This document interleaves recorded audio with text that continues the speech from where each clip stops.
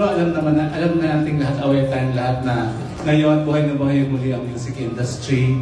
Mahigpit ang kompetisyon at halos lahat ay ginagawa ang lahat para makaya ang narating ng SB19. Kayo, believe, ano ang handa niyong gawin para sumikat kayo ng todo? Kahit siguro sino pwedeng sumikat. Kami mga PIPA groups po na to, meron po talaga kami isang aim po, which is yung PIPA prize po talaga.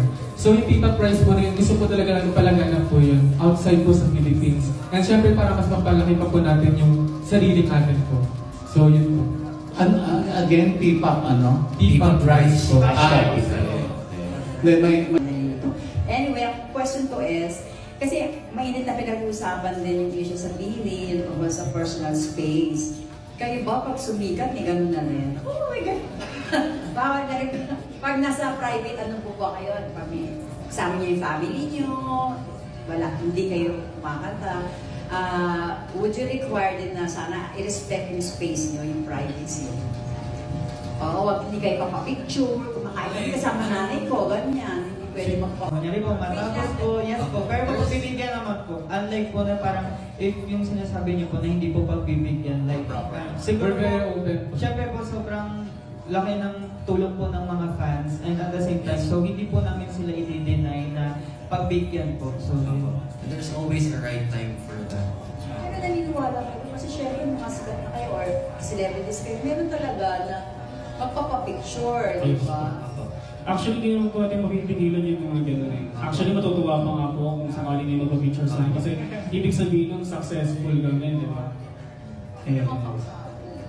Latest music influence ninyo and bakit? Lahat kayo, bawat isa. Siguro po sa akin, sa local, si SB19 group. And international siguro, Justin Bieber. Yes. for me naman po is SB19 pa din po and kasi naniniwala ako sa goal nila sa music industry and sa tingin ko yun din yung goal ko at ang goal ng grupo para mapaangat pala rin yung iba po. Gusto po namin para nakakabilib to kasi meron po kaming napakaganda at napakamapagmahal na support system. Coming from our bosses, coming from our partners, coming from our betweens.